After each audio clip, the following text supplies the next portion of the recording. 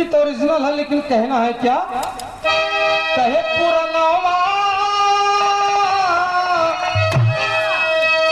अरे पुरनवा गावे गीत अहिरन के,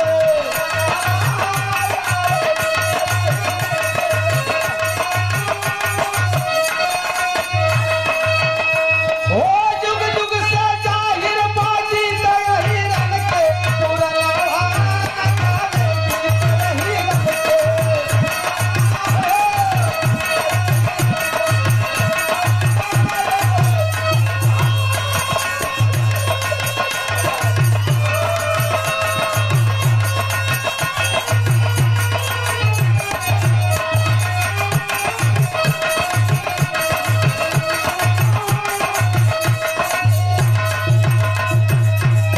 एक थी पुरान कहावत कही जात है, कहा है आहिर गड़रिया पासी ये तीनों सत्यानाशी। एक जने बाबू साहब के चरी बोई रहे, बाबू साहब के चरी बोई रहे, कतहु से यादव जी अपन दट्टी भैंस ले उधरे से कुदाई दे है, मारी एकदम चर के गणेरी के दिन आधा आधा पेड़ हो। ओकरे बाद चराई के निकलिए तब तक हम उसे पाल जी अपन सेना ले वहाँ पहुंचे भेड़ी बकरी कुदा देना वो डुंठा कह जाए। इतना इतना जब जरिए के लिए बची तो सोचन बिचरऊ कि चला खाद पास मार दे बेमा, पानी खाद मार दे पनप आई। तब तक पासी बिरादरी ले अपन जैसे भी पहुंचल लगाई के जरिए से पलट दे, एकदम कहानी खत्म हो गई। यही लिए खा जात है ना गड़रिया पासी तीनों सत्यानाशी। ये जिक्रे जुग लाग जाए, यादवों की छवि पूरी दुनिया में हमेशा वैदिक काल से रही है बाबू जी। और यदुवंश एक ऐसा वंश है जिसके अंदर हर जाति से लड़ने की क्षमता हुआ करती है। इसीलिए कहना है क्या, पूरा नावा गावे गीत अहिरन के,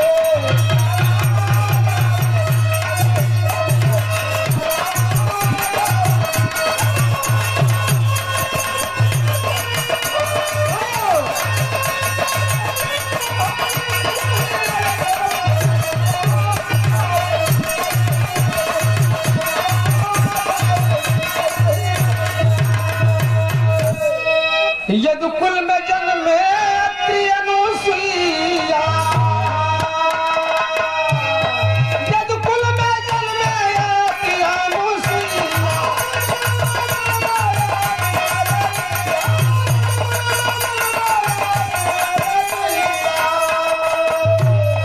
तीनों देवा आए गए देखा तब भूला,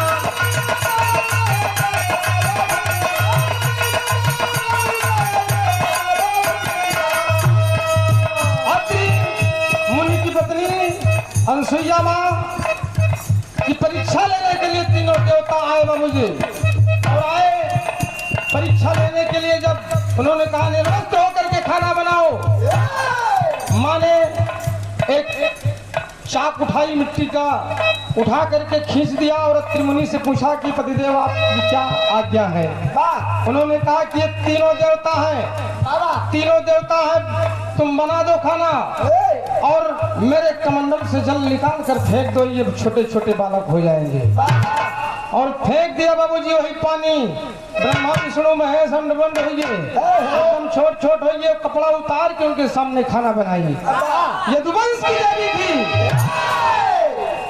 अरे तीनों जन समझे ना प्रीत अहिरन के, गावे गीत अहिरन के।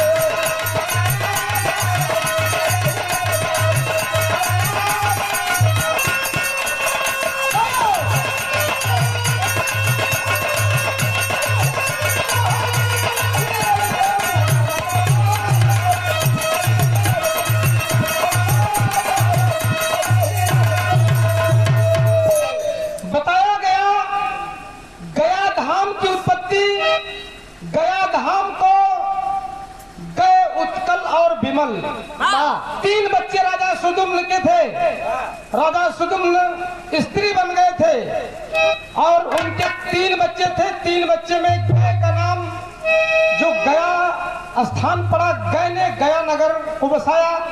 उत्कल नाम जिसका था उसने उड़ीसा को बसाया और विमल दक्षिणापथ का राजा हुआ बाबूजी।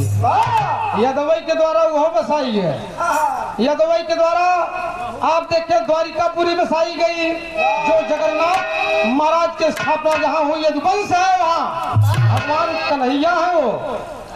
और बाबा बैजनाथ धाम की उत्पत्ति हुई सब यादवों के द्वारा ही हुई है बाबूजी। सारा कुछ हर जगह अहिरन के पताका लहरान हो, लेकिन हम आप भूल गए अपने आप को, अपने कुल देवता को भूल गए और दुनिया में घूम घूम के तबीज ढूंढते कि कोनो शांति के तबीज मिल जाए।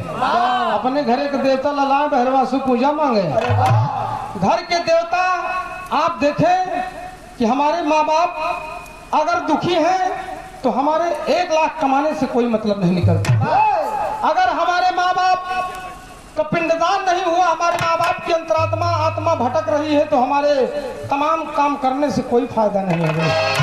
इसीलिए कहना है क्या, अरे कलयुग में पूजा बाप महतारी, कलयुग में पूजा बाप महतारी,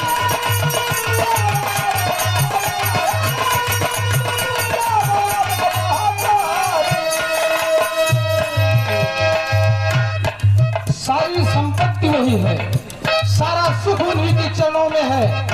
भगवान का मतलब ही यही होता है। हमने बताया कि भगवान जैसे रथवान, गाड़ीवान, गाड़ी को चलाने वाला गाड़ीवान, एकता को चलाने वाला एकतावान है कि नहीं कवि जी। अब भगवान का मतलब जो भाग को चलाने वाला भगवान है। भाग का मतलब सृष्टि होता है, जहाँ से दुनिया के जन्म था, और सृष्टि को चलाने वाला भगवान के चलाए, बाप महतारी चलाए ना। कोनो पत्थरे से कोई नहीं निकला, बाप महतारी। इसीलिए